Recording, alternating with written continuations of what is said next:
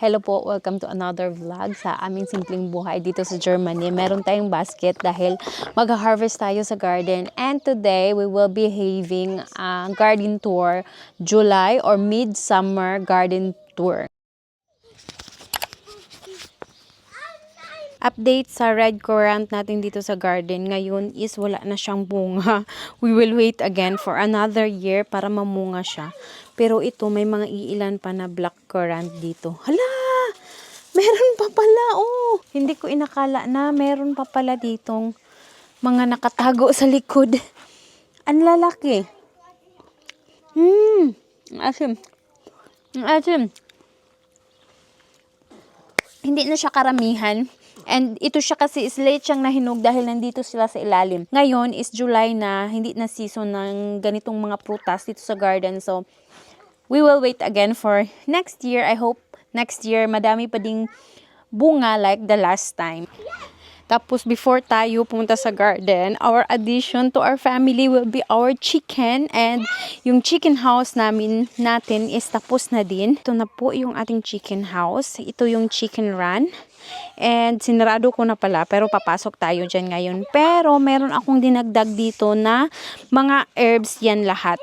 So, itinanim ko lang last time. I think napikita ko sa inyo na itinanim ko lang siya sa ganitong mga balde. Dahil ayaw kong bumili nung talagang pot talaga. So, itong ganito is cheap lang. Kasi siya. Kaya yun yung binili ko and nilagyan ko nito. So, this is peppermint. Tapos ito, I think, lemon. Basta may lemon something. Ito yung ating tanglad. Yan yung ating tanglad. And ito is basilicum. Ay, hindi yan basilicum, nakalimutan ko. Ito siya thyme and ito is rosemary. So, ito yung ating mga manok. Alam nyo ba, yung ating manok from the first time, this was 4 chicken, but now we already have 6 chicken. And this have 5 different varieties, race of chicken. So, may mga pangalan din yan siya. Yan si Chiki, yung pinakamalaki. Yan namang pinakamaliit namin, yan si Gevi. And then, this one, ito yung pinakamatanda. Ito yung 1-year-old na. Ito siya is, anong pangalan nito? This is Daisy. Ito naman, Marina, dahil ang race nito is marine something yung pangalan. Tapos, yan naman si Pipsy, na si Ethan nagbigay ng pangalan, and yan si Kiki. Ito yung kanilang lagayan ng pagkain. Hinang ko siya to prevent the rodents na kakain ito. Hopefully, hindi sila makapunta dyan sa pagkain. And this is the water. Ito naman yung door namin dito. This is automatic door. So, sineset lang siya. And then, alam na niyan, yung chicken namin alas 7 pa, pumapasok na yan sila. 7:30. Tapos, ayan, close ito parang 8:30. Tapos, bubukas naman 6:30 ng umaga. This is the addition to our family. Ito yung kanilang bahay, which is ginawa natin last time, I think last 2 weeks ago. And, kailangan ko pa tong linisin tomorrow dahil parang 2 days na hindi ko na siya nalinis. Gusto ko kasi na palagi siyang malinis. And we also put some anong pangalan nito? Nakalimutan ko kung anong pangalan nito. But, ibang klase. Parang wood chips yan na manipis. Manipis talaga. And, ito naman, parang ano ng palay. But, it's not palay. I think from the hoy or anong pangalan ng hoy? Ng mga trigo. Actually, marinis talaga itong aming bahay ng manok dahil I wanted it to always be clean dahil si Ethan is palagi dito. And, we also add some, syempre, itlogan, chicken nest na wala pang nangingitlog. Ito palang chicken namin, so 6 siya, usually 4 to 5 months, and yung si Daisy lang, yung isang pinakamaliit namin, yung spare or dwarf, yung isa lang, yung 1 year old na, nagsisimula na daw yan siya, nung binili namin, nagsisimula na daw yan siya na mag-itlog, but hindi pa nangingitlog dito sa amin. So, hinihintay pa talaga namin. And the rest, we will still wait mga 2 to 3 months bago sila mangitlog.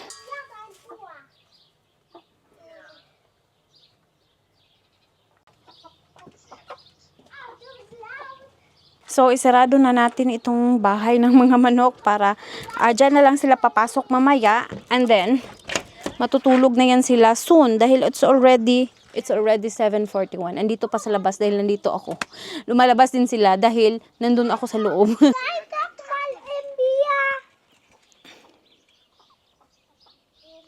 So, with our basket, punta tayo sa ating garden kung ano yung harvest natin ngayon. So, update sa ating mga apple. Malalaki na siya and soon, pwede na itong ma-harvest. We will make some juice of this. Ang dami nila. Yan yung ating apple dito. Sobrang dami, di ba? And the other one is, ayun, ang dami ding bunga. Yung mga cherry natin is wala na siyang bunga. Yung aming salad is sobrang laki na. Look at our salad. It becomes so with a lot of flowers. Yeah. Can you help me to harvest? I don't know what kind of tomato this is. It's also the tomato that have a lot of... But why it grow there? Because I plant, I think, there. So. Yes, our broccoli will be having broccoli soon. Meron ng mga broccoli. Oh my God. But it have white insects. Shots, I saw some broccoli here. Hala, we already have broccoli. Soon. Ayan, oh. May nakita na akong broccoli dito. But 3 puno lang yan siya. Dead. Oh. Ang daming bunga ng aming chili. So, that's our chili that have a lot of bunga. Tingnan nyo, our chili will be starting soon na maging ano siya, maging pula. Grabe. It's a lot, really a lot. Yeah. And our paprika is also have a lot of bunga na ang lalaki. Parang banana paprika. Hala siya, it's already started to turn red. And they also, hala, it's so big. Why it's so big? It's really big. Hala, everyone have bunga already. Everything have bunga here. And ito din siya. This is jalapenos, glaube. It's have already there. Yan yung ating mga paprika. So, a lot of kanang, what is this? Gorka. We have a lot of gorky that we need to harvest dahil it's a lot, long time na hindi siya na-harvest. Kaya dumami na siya.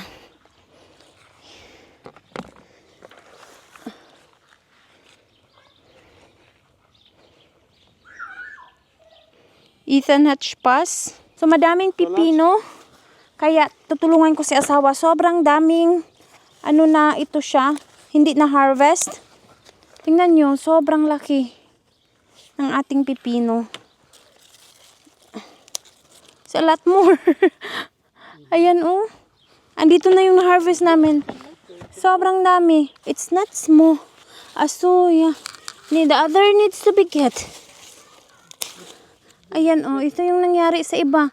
It have, I don't know what is the lines. Because they grow too fast. More. One more. Tingnan nyo kung anong nangyari. What happened to this one? Ang dami nating, pipino. Tingnan nyo. We have a lot of pipino. 2, 4, 6... 8 pipino. Grabe, sobrang dami. First time kong nakapag-harvest ng ganito kadaming pipino. Putulan natin ng mga dahon dahil parang sobrang daming dahon. Sobrang daming dahon ng ating pipino. Yung baba is hindi ko na siya makita.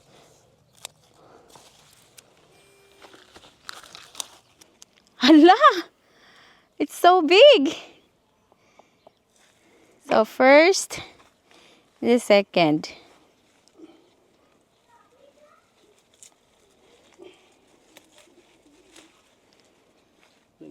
This one also grow. Tapos yung ating mga beans is already started to kanang namunga kaya mag-harvest din tayo. Hello? Hello?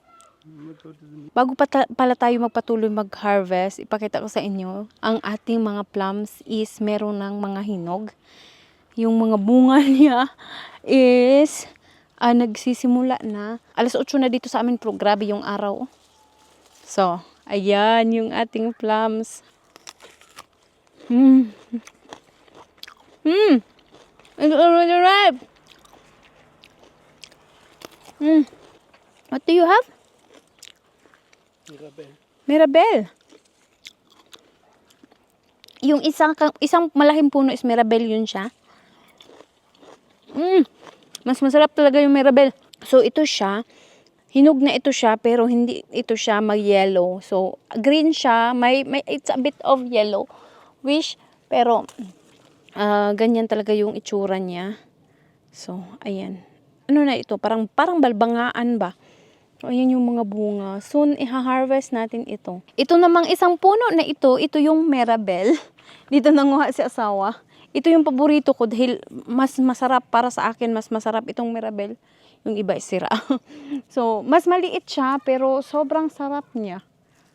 Ay, hindi pa talaga masyadong hinog. So, ayan, mag-yellow to siya. Talagang super yellow na yellow.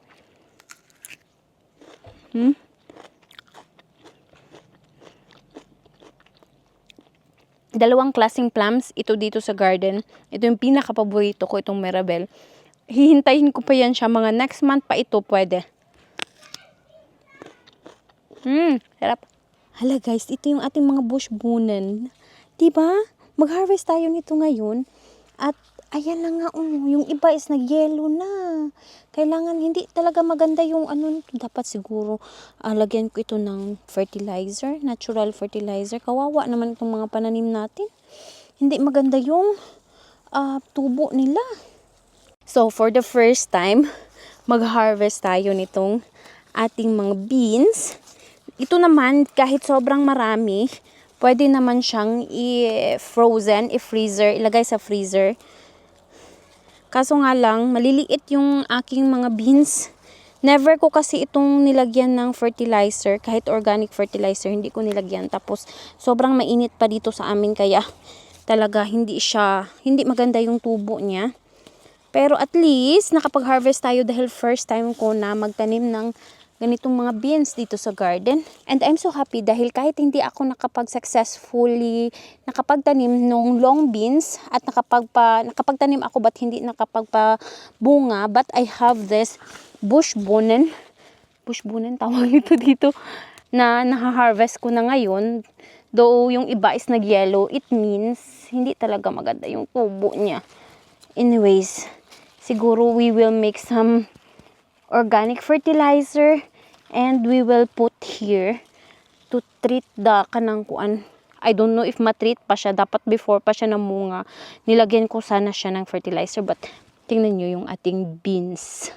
Bush bunan. We also have some beans here. Ito, mas malalapad siya. Na meron na ding mga bunga. We also get some. And gusto ko siyang itry. Siguro i-saute. Igisahin lang ba. Hindi ko pa kasi ito na-try. Ay, ano pa pala ito? First time ko pa kasi na magtanim nito. And first time ko na mag-harvest. I still never try this. But baka masarap din siya sa saute like the other beans. The same lang naman siguro to. Mga beans. Nakikita niyo pa ba ako? Nandito kasi. Ang dami dito. Ayan o. Ang daming beans. So guys, we also have some talong here na kailangan kong i-harvest. Baka kasi nagulang na siya. Ow! Merong ano pala dito, Brinesen. Nagulang na pala talaga ito. Hindi ko na-harvest. So, we'll get some. May na-harvest na ako dito para sa aking isda. Ginawa kong paksiw. Paksiw na isda. So, nilagay ko sa paksiw na isda. Maliliit yung ating mga talong. But at least meron tayong talong. Tingnan nyo naman, grabe naman ang liliit ng ating talong. Ayan. Ito yung ating talong. 4 na piraso. And then, we also have some okra na kailangan ko ding i-harvest. Dahil kung hindi, talagang gugulang siya dito. Last time nakapag-harvest ako ng sobrang hard na. Sobrang gulang na pala. Sobrang late ko na pala na-harvest. So ito, parang gulang na ito siya. Ito baby pa yan siya. And we have okra. This is the red okra. Still from the Philippines. Ayan, ang ganda ng itsura. So guys, kung nakikita nyo, itong ating mga kamatis is kahapon tinanggalan ko siya ng mga dahon. Pinuning ko talaga dahil sobrang dami kasi ng dahon, tapos ito is malalaki na siya, natatabunan na siya, so it needs sun. Though meron pa namang mga dahon dito sa taas, sabi ni asawa, inupawan ko daw. Pero usually ito naman ginagawa ko every year. Kapag ganitong meron ng mga bunga, tinatanggal ko ang mga dahon until kung saan yung kanyang mga bunga. So yung dahon is yung sa taas lang para to have airflow, tapos ano din sila dahil it also needs sun para mas mabilis siyang maghinog. And guys, yung ating mga cherry tomato, kung nakita nyo yan, it already started na mahinog, kaya mag-harvest tayo ngayon dahil of course it's already so yellow. Grabe guys, yung aming basilikum, ang dami ng bulaklak, but yung ating tomato, sarap. Paborito ko talaga itong mga ganitong mga yellow na tomato, cherry tomato, dahil sobrang tamis niya. Para siyang mga prutas din. Ano ba ang tomato? Prutas or gulay? Kapag summer dito at maraming tomato dito sa garden, ito yung kinakain ko. Masarap ito sa mozzarella. O kaya, yung cheese na, ang pangalan yun? Yung isang cheese. Sarap. Pipiliin lang natin yung mga yellow na talaga. Dahil pwede naman na mag-harvest tayo dito every day. Oh, wow. Ang liliit. Andito pa. Sobrang dami. Wow. Ang dami naman ito. Andito pa sa ilalim. Wala na. Hindi ko na mahawakan. Wala na akong ibang lagayan. Ito is chocolate tomato. Purple yan siya, yung itsura, but this is a chocolate tomato. Grabe, sobrang sarap nito. Kapag mahinog yan siya, sobrang sarap niyan. Yan yung paborito ko. Hello guys, tingnan nyo naman. Grabe yung ating mga tomato. Ayan, may mga hinog na din. So na din yan siya. Alam nyo guys, I never expect na meron palang ganitong mga tomato. So ngayon kasi ako nakapagtanim nito. Ngayon lang kasi ako nakapagtanim nito. Ang tawag nito is Johannes or wild tomato. Siya, sobrang liliit niya. Kung mahinog niya, ganito na din siya kaliit. Meron ako dito. Parang nakapag-harvest ako kanina dito. Kaso wala na pala. Ayan, ganyan lang siya. And yan, mahinog na yan siya na ganyan yung kanyang itsura. Ganito na yung pinakamalaki niya. Pero ganyan lang talaga kaliit. Ayan, ang dami ding bunga. Yung ating kamote tops, so maliliit pa yung mga gusto ko siyang tanggalan para dumami siya. Sabi nila, kapag tanggalan mo ng dulo, is dadami daw ito. But soon, tomorrow siguro magluluto tayo. Ito pa. Ayan pa. Diba, unti-unti na siyang dumami. We also have a lot of tomato here. Maliliit lang siya, pero madami. May unti-unti nang nahinog doon. Ayan. Diba? And the ating mga cool or anong pangalan nito? Cabbages na hindi naman maganda yung itsura. Yan i-harvest natin yan ngayon. We also have some carrots. Oh, hala. Hala. Ano ba yan? Uy, hindi na natanggal ito, nabiak na siya. Uy, hala. Hala, Jude. Hala, ang laki pa naman. We also have some here. Dapat pala nagdala ako ng guna. Sayang naman.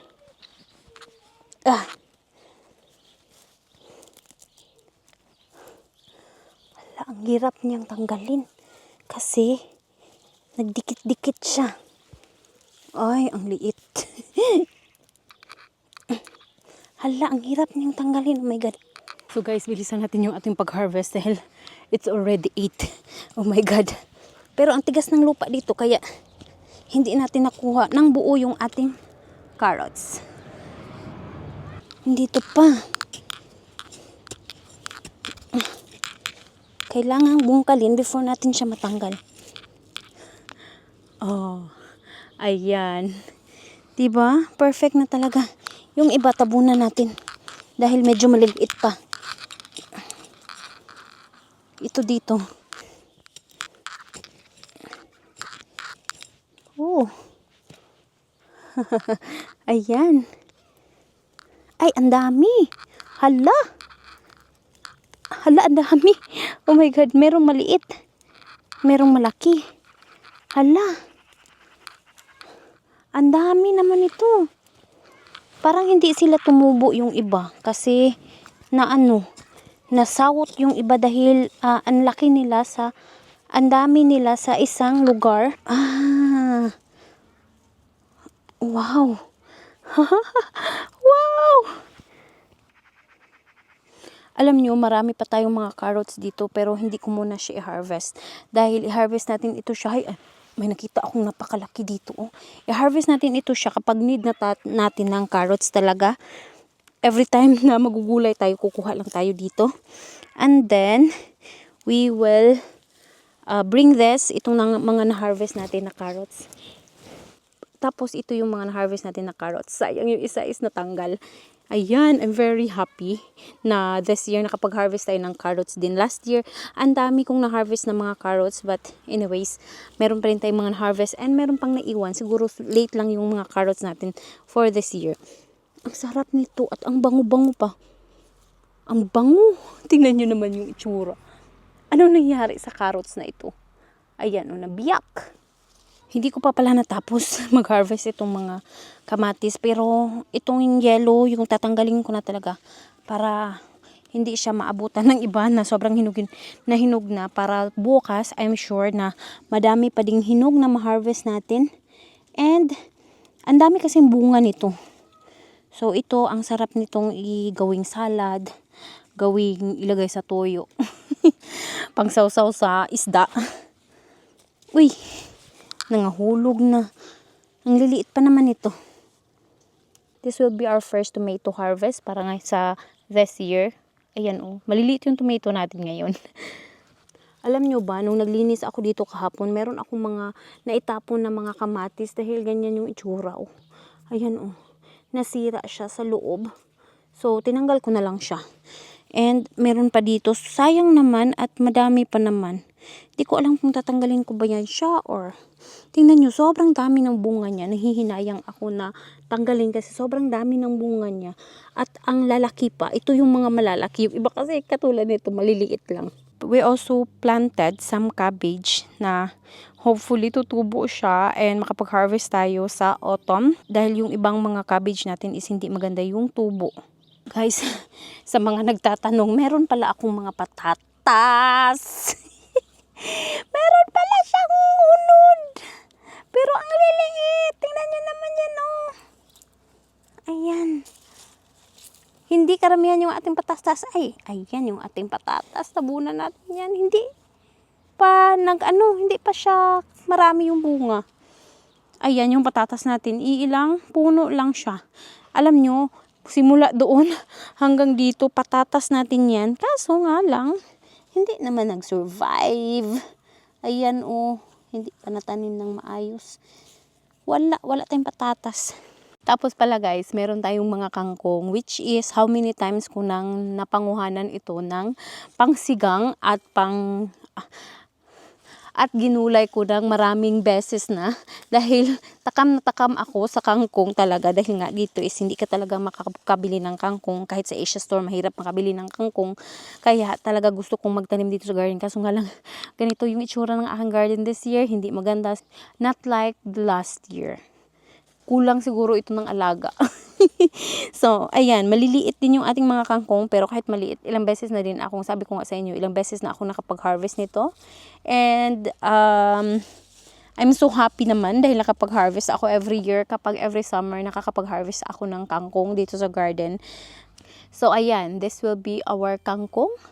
Ito yung ating pipino na meron pang malaki dito, pero sabi ni asawa, next time na lang daw namin kunin dahil sobrang dami na namin na harvest and hindi pa naman siya masyadong gulang or hindi pa masyadong malaki na siya pero parang baby pa siya. So maybe in the next 3 days pwede natin yung ma-harvest. Bago tayo magtatapos, ito yung mga na-harvest natin ngayon. We have zucchini. Sobrang laki ng ating zucchini. Grabe.